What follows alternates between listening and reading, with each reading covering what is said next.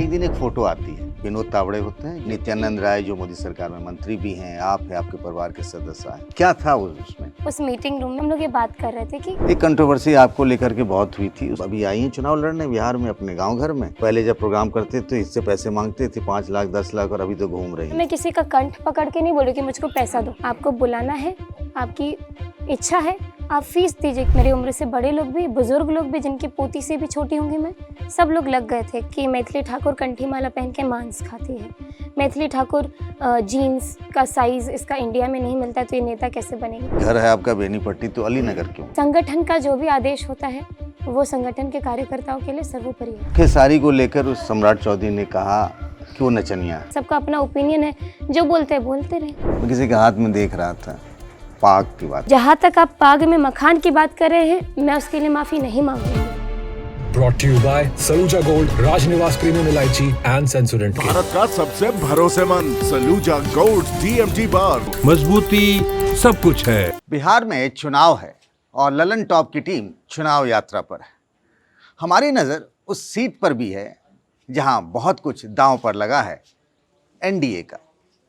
और वहां से बीजेपी की यंगेस्ट कैंडिडेट हैं मैथिली ठाकुर। मैथिली, कैसी हैं आप? मैं बिल्कुल ठीक हूँ, नमस्ते। ठीक हैं? जी।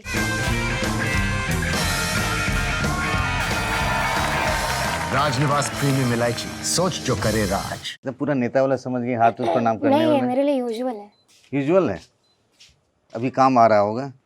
क्योंकि ये बचपन से ही सिखाया है, कभी बड़ों को मिलो तो नमस्ते तो ज़रूर बोलो। अच्छा, ये बताइए कि ये पॉलिटिक्स वाला आइडिया कैसे शुरू हुआ? मतलब being at the age of 25 you are fortunate enough कि आपको टिकट भी मिल गया, क्योंकि राजनीति में लोग कहते हैं बहुत कुछ परिश्रम करना पड़ता है। ये पॉलिटिक्स का आइडिया कब आया कि राजनीति में जाना है, उसकी वजह क्या रही? जीवन में कभी भी कुछ भी मेरे प्लान के अकॉर्डिंग नहीं चला है। सोचती थी यही बनूंगी, तो वो नहीं हुआ। जैसे फॉर एग्जाम्पल, जब छोटी थी तो हमारे गांव में सब लोग सरकारी नौकरी की तैयारी करते थे। बचपन में सोचती थी कि मैं भी सरकारी नौकरी मुझे मिल जाए, उसकी उसमें भी तैयारी कुछ में सोचा था रहूंगी। क्या कि सरकारी नौकरी में ये बनेंगे या हाँ, वो? IAS। अच्छा, हाँ, यहाँ का है, क्योंकि कहते हैं बिहार के लोग सब बिहार के लोग IAS बनना चाहते हैं।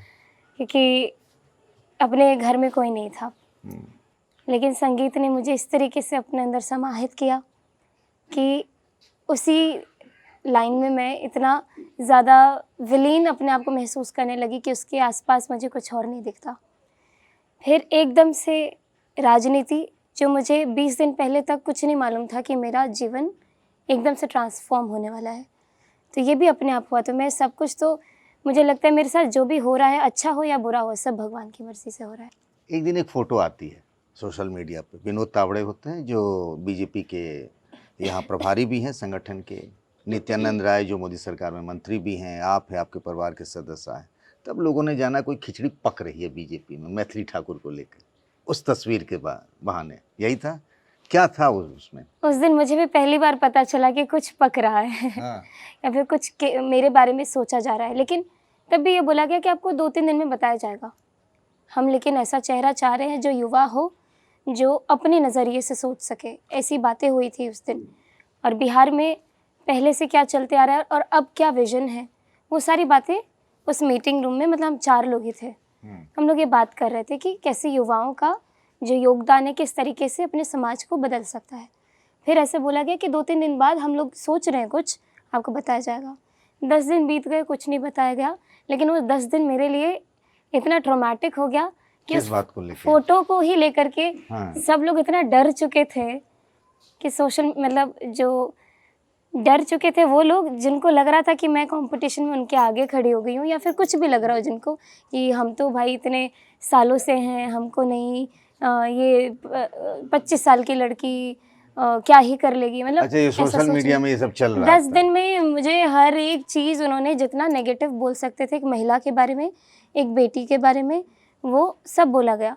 तो 10 दिन मैं दिल्ली में थी, घर पे थी, कुछ कार्यक्रम भी हुए थे बीच में, लेकिन बहुत ट्रॉमेटिक एक्सपीरियंस था कि इतना कुछ, इतना नेगेटिव और इतना जो बैकलैश था, मैंने कभी नहीं सहा था अपने पूरे जीवन में।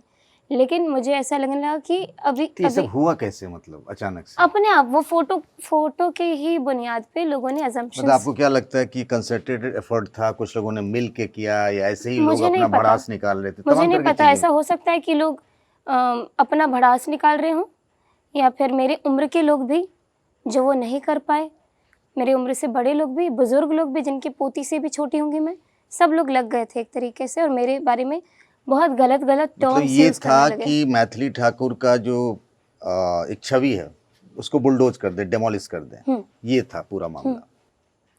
तो बस उस चीज़ से ऊपर उठते उठते एक दिन फ़ोन आया कि बिहार आ जाओ।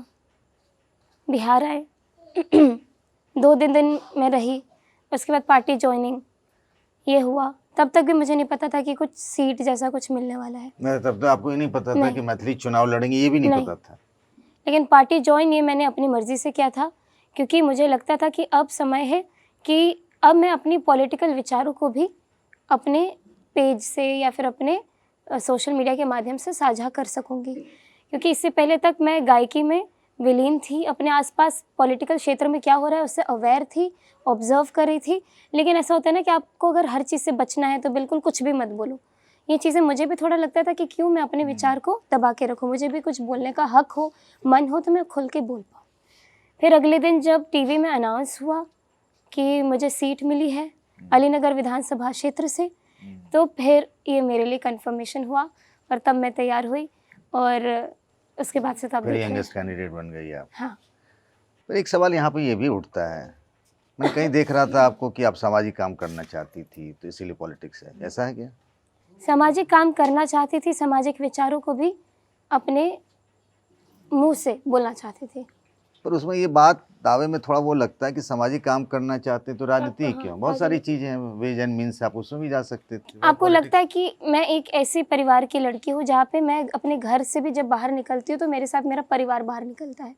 तो अगर मैं सोचूं कि मुझे बिहार जाना है कल, अपने लोगों के लिए ये काम करना है, तो मैं उतना भी ज़्यादा नहीं क्या बोलते हैं, जो बहुत अनंत पैसा हो जिसके पास जो मैं मन खोल के खर्च कर सकूं, ऐसा भी नहीं। ना ही मेरे पास वो अधिकार है कि मुझे यहाँ पे स्कूल बनवाना हो तो मैं करवा सकूं, मुझे यहाँ पे ये करवाना है तो वो कर सकूं। तो मैं बहुत ही साधारण परिवार की लड़की हूँ। अपने बलबूते पे मैंने अपना परिवार और अपने भाई बहनों के साथ, मतलब जितने भी मेरी माताएं बहनें जो मेरे साथ गाती है, तो सब मेरे पापा और मेरा इमेजिनेशन होता है कि म्यूज़िक में क्या क्या अच्छा करें।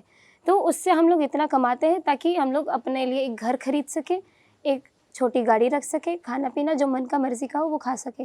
लेकिन इतना पैसा नहीं जो मैं समाज के लिए अपना कंट्रीब्यूशन दे सकूं। इसी पे मुझे एक देखा सोशल मीडिया में ना, आप जब पोस्ट करती हो तो नीचे उसमें कमेंट में बहुत सारी चीज़ें क्या लिखी आती हैं पता है? मैं कमेंट नहीं पढ़ती हूँ। मैं पढ़ा ना कई सारे, हाँ, मैं बताइए। बता रहा हूँ। अभी आपने बात कही तो उन्होंने कहा कि मैथिली को जब अभी आई हैं चुनाव लड़ने बिहार में अपने गाँव घर में, और पहले जब प्रोग्राम करते थे इससे पैसे मांगते थे 5 लाख 10 लाख, और अभी तो घूम रही हैं। बताओ ना कौन किससे मांगा। और मैं आपको अभी टीवी पे बता देना चाहती हूँ कि मेरा फीस 5 लाख रुपए 5 साल पहले था।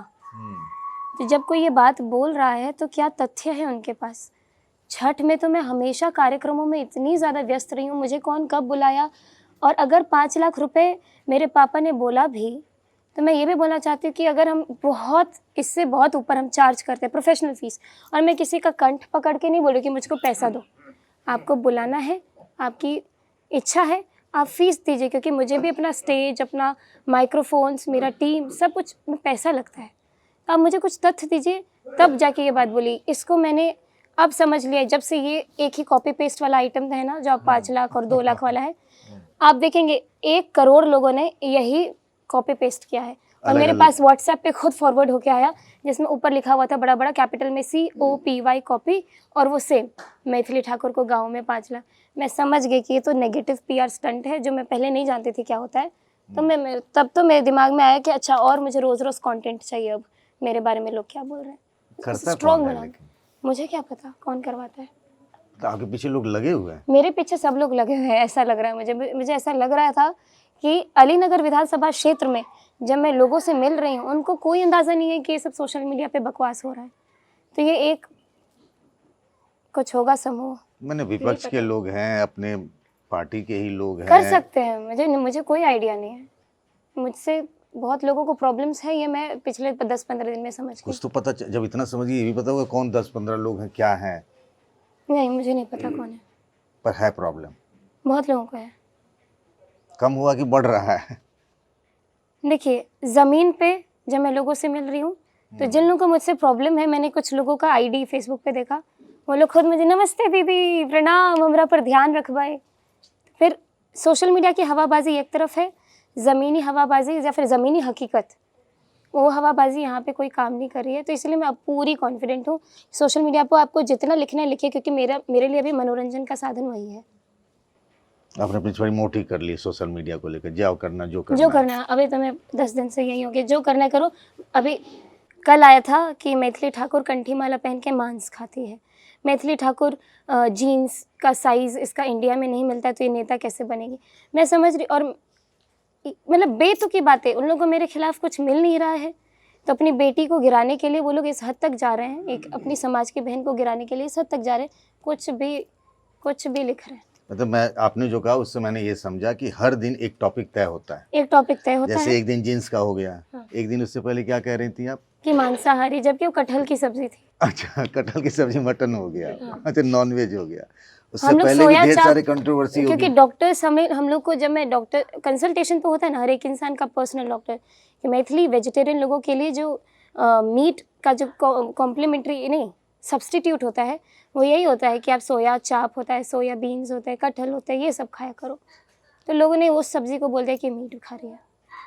तो आने वाले दिनों में कुछ कुछ नया टॉपिक रेडी होगा। और मैं चाहती हूँ कि और विरोध हो, क्योंकि जितना ये लोग विरोध करे उतना वो लोग मुझे मजबूत बना रहे हैं। रियली परेशान नहीं होती? 2 दिन रोना धोना मैंने किया। इतना कैंपेन के दौरान मैं किसी भी काकी के अंदर, घर के अंदर घुस करके काकी के सामने हाथ पकड़ के, मैं, वो लोग जब आशीर्वाद देते थे आंखें बिल्कुल भर के आंसू हो जाता था। सबको मैं घर से बाहर निकाल दिया करती थी। कोई भी रैंडम काकी नानी सब ये मतलब आप बोले, जा रहे हो प्रचार में, जहाँ मिल किसी गया। के भी घर कोई पानी पीना, अभी अपने मिथिला का कल्चर ही इतना रिच है, कहीं भी जा रही है कि कोई भी आंटी आकर के काकी आके मुझे लोटा में पानी दे देती कि बुआ पी ले, तब आगा बढ़। कोई दही चीनी खिला देती हैं, कोई मुझे मेहंदी का कीप दे देती है, बुआ लगा ली हैं। तो इतना प्रेम मिल रहा है। तो वही लोग, अब तो अलीनगर विधानसभा मेरा परिवार है, मतलब सगे लोग हो गए ये लोग मेरे। कोई मुझसे पूछता भी घर कहाँ है, तो बेनीपट्टी की जगह मेरे मुंह से अलीनगर निकलता है। हाँ, ये भी सवाल आने वाला था आपके लिए कि घर है आपका बेनीपट्टी, तो अलीनगर क्यों? बेनीपट्टी फर्स्ट चॉइस होनी चाहिए। संगठन का जो भी आदेश होता है वो संगठन के कार्यकर्ताओं के लिए सर्वोपरि होता है। एकदम मजे में पॉलिटिशियन की तरह बोलने नहीं। लगी हो आप कि संगठन अरे सर्वोपरि है। अरे गुड, चलो क्योंकि अच्छा। मैंने सीखा है, और पहले मैं न्यूट्रल थी, मैं आपको बता रही हूँ। पहले मैं इतनी न्यूट्रल थी कि मैं हर एक पार्टी के जो भी वक्ता होते थे उनको ध्यान से सुनती थी। जैसे सब लोगों को, न्यूज़ आप ही लोगों के चैनल के माध्यम से आप लोग कितने इंटरव्यूज़ लेते हैं। किसके सुनती थी? नाम नहीं बोलूँगी क्योंकि नाम मुझे भी ध्यान नहीं है उतने, लेकिन रैंडम रील्स में फिर सबकी बातों को सुन के लगता था कि अच्छा उनका पॉइंट ऑफ व्यू क्या है। लेकिन जब से मैं संगठन से जुड़ी हूँ, मुझे पता चला कि ये कितनी डीपली रूटेड चीज़ है, कितनी इम्पोर्टेंट चीज़ है। हमारे कितने बड़े बड़े नेता हुए हैं जो लोग निस्वार्थ अपने समाज के लिए उन्होंने काम किया है। अब मैं उस परिवार का हिस्सा बनी हूँ, तो मेरे लिए सबसे बड़ी सौभाग्य की बात है। अब ये सवाल उठता है कि मान लीजिए आपको आना था राजनीति में, तो कोई भी पार्टी हो सकती थी, आरजेडी, कांग्रेस, जेडीयू, कुछ भी, लेफ्ट, बीजेपी ही क्यों? आप ये देखिए ना, यहाँ पे कल भी मेरे विचार में आया कि मुझे किसी और ने क्यों नहीं बुलाया, बीजेपी ने ही क्यों बुलाया, क्योंकि हम लोगों का जो ये परिवार है, ये समाज की जो अच्छी चीज़ों हैं उसके लिए काम करता है। फॉर एग्ज़ाम्पल, संगठन में एक और चीज़ मैंने देखा, एक चाय वाला भी प्रधानमंत्री बन सकता है, अखबार बेचने वाला भी मिनिस्टर बन सकता है, लेकिन और पार्टियों में क्या होता है, राजा का बेटा राजा बनेगा। तो ये जो नियम, अनुशासन और अपने समाज के प्रति कर्तव्यनिष्ठता मैंने जो देखी, ये और पार्टियों ने मुझे क्यों नहीं बुलाया। और ऐसा नहीं है कि मैं टिकट मांगते फिर रही थी कि मुझे पॉलिटिक्स में ले लो, पॉलिटिक्स में ले लो, राजनीति में बुला लो। मुझे रीच आउट किया गया, तो इन्हीं लोगों ने क्यों किया। जले तो बहुत लोग होंगे। 25 साल में मैथिली ने टिकट ले लिया, यहाँ घिसते घिसते 50 साल 60 साल हो जाते, टिकट का देख नंबर रही ही हूँ नहीं मैं है। सोशल मीडिया पे, अच्छा लग रहा है। You are enjoying it? शुरू में अच्छा नहीं लग रहा था, लेकिन अब अच्छा लग रहा है। मतलब एक और बात मुझे पापा ने बचपन में बोली थी, क्योंकि जलन का भावना मैं बहुत लोगों से बचपन से ही देख रही हूँ, लेकिन मैं ध्यान नहीं देती थी। तो पापा बोलते थे जितना लोग तुम्हारा बुरा चाहेंगे, जितना लोग तुम्हारे बारे में बुरा बोलेंगे, तुम उतनी ज़्यादा ऊपर उठते जाओगी। तो अपना मन साफ रखो, तुम किसी के बारे में बुरा मत सोचो, तुम अपने काम पे ध्यान दो, एक बिंदु पे फोकस करो, तुम्हारे लिए जितने भी विरोधी खड़े होंगे सब पस्त हो जाएंगे। मान लीजिए आपका एक चुनाव प्रचार चल रहा है, तेजस्वी यादव आपकी विधानसभा में आ गए, आके उन्होंने अनाउंस किया, पहले ही उनके उसमें है, एजेंडे में, उनके मैनिफेस्टो में भी है कि भाई हर परिवार से एक आदमी को सरकारी नौकरी, महिलाओं के लिए माई बहन योजना में 2500, जो ये लोग 10,000 रुपया दिए हैं, फिर क्या होगा? देखिए ना, उनके पास अपना कोई मोटिव नहीं है। अगर मान लीजिए 10,000 रुपये महिलाओं को मिला है, मैं घर घर जब डोर टू डोर कैंपेन करी हूँ तो महिलाएं बोलती बउआ तोरा किच्छो बाजे की ज़रूरत नहीं छो, तो नहीं हो बिताए तो हम तोरे वोट देती हो, मोदी जी के हम खाई छी तो हम ककरो और नहीं चिन्है छी। तो जो छाप मोदी जी के घर घर तक पहुँची है ना, कोई और क्या करेगा उससे, 100 रुपये ज़्यादा का वादा करेगा? नहीं तो सरकारी नौकरी की बात कर रहे थे आप ठीक है, इसको लेकर के बोलिए कि क्या ये प्रैक्टिकल है? हर घर में सरकारी नौकरी देना पॉसिबल है? तो अगर आप झूठे वादे कर रहे हैं तो जनता मूर्ख नहीं है, वो समझ रही है। अगर आप ये बोलते हैं, जो मेरा विजन है, मैं ऐसे सोचती हूँ कि अगर आपको रोज़गार बढ़ाना है तो आप ये बात अगर बोलेंगे ना कि हर घर में सरकारी नौकरी, तो सरकार के पास इतनी ज़्यादा सीट्स भी नहीं है कि हर एक घर में सरकारी नौकरी दे दी जाए, जितनी आबादी है हमारी। आप ये बोलते कि जितना इंडस्ट्रीज़ है उसको बिहार में खींच के लाएंगे, मिथिला के अंदर जो बड़े बड़े कंपनीज़ के इन्वेस्टर्स हैं वो लोग वेट करें कि जैसी सरकार बने वो आ जाएंगे। अभी तक तो 20 साल में हुआ नहीं। अरे हो रहा, आप देखिए ना, 20 साल पहले का बिहार देखिए ना, हाँ। और 20 साल में देखिए ना, अगर कोई चीज़ ज़मीन के अंदर गड़ी हुई है, कीचड़ के अंदर गड़ी हुई है, उसको निकाल के लाया गया है, तो 20 साल में इतनी मेहनत की गई है कि मुझे खुद शर्म जब आती थी, जब मैं छोटी थी, कि मैं बिहारी हूँ, तो मुझे बहुत ख़राब लगता था बोलते हुए, कोई कुछ भी बोल के चले जाता था। अब मैं इतने साल बाद उतने ही कॉन्फिडेंस के साथ बोलती हूँ कि मैं बिहारी हूँ। ये कहीं पढ़ा कि आपके परिवार के लोग उस वक्त जब आरजेडी की सरकार थी उससे परेशान होकर बिहार छोड़कर चले गए थे, ये बात थी? क्यों? उससे इनडायरेक्टली मैं अफेक्ट हुई। मैंने अपना आपकी उम्र तब 1995-90 में लालू जी की सरकार थी। इनडायरेक्टली अफेक्ट हुई। इसका मतलब ये हुआ कि मेरे परिवार, मेरे पिताजी ने अपना घर छोड़ दिया और वो दिल्ली में झुग्गी झोपड़ी वाली लाइफस्टाइल में आ गए थे, और उसी में मैं रहने लगी। जब मैं 8 साल की हुई, 9 साल की हुई, उस समय मुझे 8-9 साल की उम्र में, क्या है एग्जैक्ट फिगर नहीं याद, तब मुझे दिल्ली लाया गया और मैं एक ऐसी जगह रह रही थी जहाँ पे 42 डिग्री टेम्परेचर है, हाथ पैर में फूके, जबकि गांव में मैं ऐश के साथ रह रही थी, अपने ही बाड़ी का खाना, सब्ज़ी, सब कुछ हो रहा था। लेकिन मुझे दिल्ली लाया गया ताकि मैं आगे की पढ़ाई कर सकूं, आगे अपने संगीत की साधना पापा के पास रह के कर सकूं। तो इससे मैं भी इनडायरेक्टली अफेक्ट हुई हूँ। आप अगर किसी आजकल के युवाओं से पूछेंगे कि भाई लालू राज क्या है, जो है, हाँ, तो उनको नहीं समझ में आएगा। उनके पिता से पूछिए, उनकी माताओं से पूछिए कि क्या वो 5-6 बजे के बाद अपने घर से बाहर निकल सकती थी। पर इसी बात को घिस पीट के 20 साल से यही गाई जा रही है, एनडीए जंगल राज। मैं इसका एग्जाम्पल ले देती हूँ। मुझसे पहले एक बहुत बड़ी कलाकार, मैं अभी कोई भी बात बोलूँगी ना, मैं किसी का नाम लेके नहीं बोलूँगी, उनके साथी कलाकार जो नाल पे उनके साथ सहयोग करते थे, मेरे साथ उन्होंने 5 साल बिहार में जितने भी जिला महोत्सव होते हैं, मेरा करियर का जब शुरुआत हुआ था, तो मेरे साथ हर जगह ट्रैवल करते थे। तो यही बोलते थे, बहुआ अखन से तू 10 बजे अई जिला से ओई जिला जा रहल छी, जखन हम उनका साथ बजाबे छलिए तखन 6 बजे के बाद तो हम सब बिल्कुल घर से बाहर नहीं, लूटपाट एते छलिए, कोई भी महिला घर से बाहर नहीं निकलती थी और गाड़ी रोक करके लूटपाट किया जाता था। मतलब बता दें, मैथिली में ये कह रहे हैं कि रात 10 बजे के बाद, 6 बजे के बाद, शाम 6 बजे के बाद कोई नहीं निकल पाते थे। कब? उस एरा की बात कर रहे हैं? हाँ, उस एरा की बात, जो बड़े कलाकार जो रही हैं। नाम बताने में क्या हुआ है? और फिर लोग फिर बिना मतलब का लोगों, अरे जब आप कह रही हैं कि हमको कोई क्या खिलाफत करे तो मुझे क्या फर्क पड़ता है? तो मैं आपको कंटेंट आइडिया क्यों दूं? आप खुद का क्रिएटिविटी लगाइए ना, रोज रोज आप लोग कुछ नया लगाइए। मैं हमको क्या पता किसने आपको क्या कहा, ये तो आप बताएंगी ना। फिर उनके पास लोग जाके इंटरव्यू करेंगे तो क्या फायदा किसी और को मेरी वजह से परेशानी हो।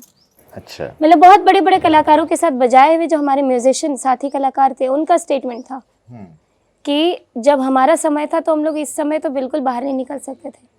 दूसरी बात, इंटरव्यूज़ देखिए उन लोगों का, जो लोग बोल रहे कि हमारी जवानी, वो जो समय था वो हमारी जवानी खा गई, हमारी जवानी ख़त्म हो गया, हम नहीं जी पाए। तो वो सब इंटरव्यूज़ देखिए ना, जो लोगों ने बोला है, जो उस समय के रहने वाले हैं। एक ये भी होता है कि जैसे कि कलाकार कोई भी हो, वो जब इस पॉलिटिक्स में आते हैं आम तौर पे, तो ये माना जाता है कि उनका वो जो फेज है कला वाला, जो भी करते हो, वो फिल्मों में एक्टिंग करते हो, आपकी तरह गाना गाती हो, वो ख़त्म हो जाता है ऑलमोस्ट। तो समझा जाए कि ये आपका भी वो उधर ख़त्म है और सिर्फ पॉलिटिक्स। मैं सबसे पहली बात कि मैं संगीत को सिर्फ एक प्रोफेशन के रूप में ही नहीं, बल्कि अपनी साधना, मेडिटेशन, रोज़ का जो मेरा नियमित रूप से जीना है, मेरी लाइफस्टाइल है, उसमें संगीत है। ये मेरे लिए जॉब ही नहीं है।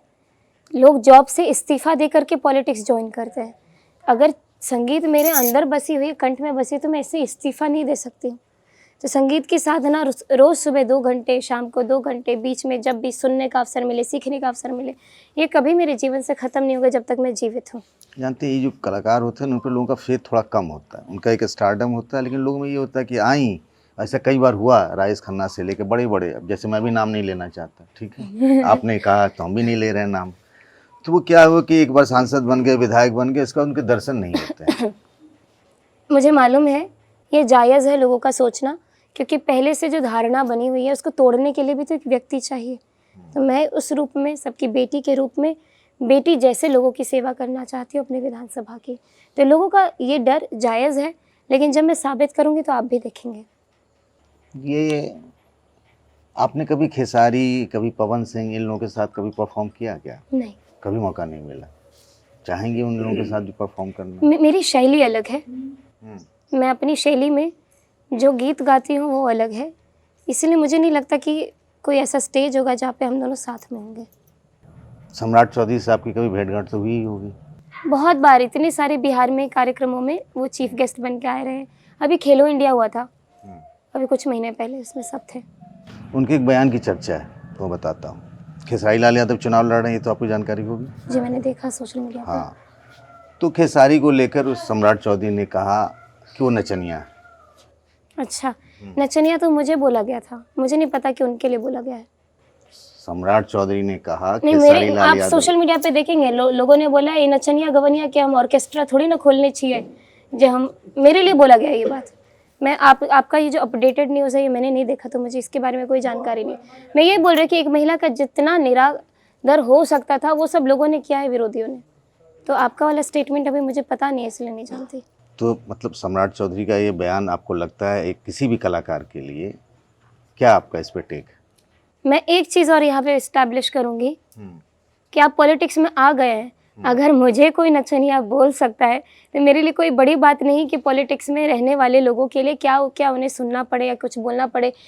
मुझे लगता है किसी को भी जस्टिफाई या फिर ये सब करने की ज़रूरत भी नहीं है, सबका अपना ओपिनियन है, जो बोलते हैं बोलते रहे। ऐसा तो बड़े नेता कुछ भी कहते रहे, जब मुझे बोला गया है, आपको किसी बड़े नेता ने कहा? सब ने बोला है, तेजस्वी यादव ने कहा, मुझे सोशल मीडिया पे बहुत लोगों ने बोला है। आप जो मुझसे सवाल कर रहे हैं ये मैंने देखा नहीं है, कि आप जिस पर्सपेक्टिव से पूछ रहे हैं ये मैंने देखा नहीं, इसलिए इसके बारे में जब तक मैं खुद नहीं देखूंगी क्लैरिफाई कैसे करूं। एक कंट्रोवर्सी आपको लेकर के बहुत हुई थी, उसकी चर्चा दिल्ली तक भी पहुंची थी। मैं किसी के हाथ में देख रहा था, पाक की बात, ये कहाँ से शुरू हुआ था? फिर वही है, किसी के पास कुछ है नहीं तो बोलते रहते हैं, और वही कॉपी पेस्ट वाला चीज़ था, वो भी कॉपी, फोटो और वीडियो उसमें दो घटनाएं और थी, पेस्ट। मैं बताता हूँ। एक था जिसमें आप गाड़ी में बैठी हैं और आपकी गोद में पाग रखा हुआ है, और एक बलिया से बीजेपी के विधायक हैं केतकी सिंह, वो भाषण देते देते पाग उन्होंने थ्रो कर दिया। ये दो घटनाएं। एक मिनट, पाग थ्रो किया कि टेबल पे रखा? टेबल पे, मतलब फेंकते हुए के उसमें रखा था। आप श्योर हैं? हाँ। ऐसे लिया, बोले मिथिला का सम्मान ये नहीं, मिथिला के सम्मान ये है। वो बलिया से आई हुई हैं, उनको मिथिला के बारे में जो लोगों के सेंटिमेंट्स हैं उतना नहीं पता हो। क्या आपने पूरा 15 मिनट का भाषण सुना या फिर सिर्फ वो 2 सेकंड का बात सुना? नहीं, सिर्फ उतना ही सुना था। तो फिर आप कैसे कह सकते हैं? जिन्होंने 15 मिनट की पूरी बात सुनी तो उन्हें पता होगा कि संभालते संभालते संभालते एक वाक्य उनसे लड़खड़ा गया, लेकिन उनका विजन क्या था कि सिखों में भी उनके लिए पग कितना इम्पोर्टेंट है, पगड़ी कितना इम्पोर्टेंट है। मैं सिख धर्म में जा कर के शब्द कीर्तन भी करती हूँ, और उन्होंने भी बोला है कि मेरी बेटी मेरे लिए पाग से भी ऊपर है। तो वो जिस जगह से आती है उनकी धारणा उन्होंने व्यक्त की। अब कुछ लोग जो हैं जिनके बारे में, जिनके पास है नहीं कुछ बोलने के लिए, वो लोग ले गए, क्योंकि वो लोग दिन भर मुझे ही देख रहे हैं कि मेरे पास क्या हो रहा है, कुछ नेगेटिव निकालो, कुछ नेगेटिव निकालो। कौन ऐसा जो आपके पीछे रहता है, उसके सब सारी इन्फॉर्मेशन मुझे नहीं पता, बहुत लोग हैं। और केतकी जी ने उसके लिए बकायदा माफी मांगी है। मैं उनके बगल में खड़ी थी। और जहाँ तक आप पाग में मखान की बात कर रहे हैं, मैं उसके लिए माफ़ी नहीं मांगूंगी। मुझे शुरू में बुरा लगा कि लोग इतना ज़्यादा क्यों बोल रहे हैं, क्या बोल रहे हैं, तो मैंने एक बार बोला कि मेरे से गलती हुई है, मैं माफ़ी मांगती हूँ। रात में आपके मन में ख्याल आया है, मन में एक बार मैंने बोला भी, सब लोगों को बोला भी। रात में मैं हर दिन क्या होता है, रात में सोचने ज़रूर बैठती हूँ। मैंने ध्यान दिया कि लोग क्या बोल रहे हैं कि पाग में से मखान खाए। मैंने अढ़िया में से मखान खाया है। अढ़िया क्या हुआ समझाइए? अढ़िया मतलब एक अढ़िया होता है, स्टील का अढ़िया, जिसमें लोग बड़ी थाली जैसे। हाँ, मतलब गोलाई में थाली होता है अढ़िया, जिसमें आटा गूंथते हैं। हाँ, अच्छा, ओके। अढ़िया में से लेके आई। पूरा एपिसोड है, वो भी लोगों ने 2 सेकंड का एक क्लिप डाला हुआ है। 10 मिनट क्या क्या, मैं 10 मिनट उस जगह रुकी थी, दही चीनी भी खाई, मखान भी खाई, पानी भी पिलाई, सब कुछ हुआ। लोगों ने 2 सेकंड निकाला है, क्योंकि अगर पूरा दिखाते तो उनका पूरा आरजेडी से लेकर कांग्रेस से लेकर सब सोशल मीडिया में एकदम धुआं कर दिया था इन्होंने। करने दीजिए, मेरा नाम बड़ा कर रहे हैं वो लोग, मुझे और ज्यादा मजबूत बना रहे हैं वो लोग। कोई भी बता दे कि मैंने मखान पाग में से खाया, मैं सॉरी बोल दूंगी। You are not apologetic. संस्कृति मेरे अंदर समाहित है। मैं उसी मिथिला की बेटी हूँ जहाँ पे रोज संस्कृति के बारे में चर्चा होती है। अपनी संस्कृति को सम्मान कैसे करना है वो सिखाया जाता है। पाग जितना इम्पोर्टेंट है उतना ही इम्पोर्टेंट मखान है, क्योंकि वो हमारे लिए पूजा में इस्तेमाल की जाती है। पाग हमारे हर एक संस्कृति के जितनी भी पूजा में लोग बैठते हैं, पाग पहन के बैठते हैं। शादी ब्याह उपनयन मुंडन सब में बैठते हैं। विद्यापति जी ने पाग को धारण किया। तो आपको लगता है मैं इतनी मूर्ख हूँ कि मैं उसका महत्व नहीं समझ पाऊंगी? अभी तो छठ था, तो छठ में आप खूब लोगों की जहाँ जाती होंगे लोग कहते होंगे छठ के गीत सुनाओ। अब लोग वो भी बोल रहे हैं कि अब फ्री में गा रही है। मतलब पहले 5 लाख लेती थी, अब फ्री में गा रही है। लोग ये बोल रहे हैं, मैं देख रही हूँ। रोज रोज मुझे नया कंटेंट मिल रहा है हंसने के लिए। तो कब टाइम मिलता करती हो आप? गाड़ी में बैठे बैठे? गाड़ी में बैठे बैठे देख लेती हूँ एक बार। हाँ, चलिए, बहुत अच्छा है, बहुत बहुत धन्यवाद। और आप चुनाव अच्छे से लड़ें। Thank you so much. अभी लेके आए सेंसोडेंट के टूथ का करंट गॉन तो लाइफ का करंट ऑन।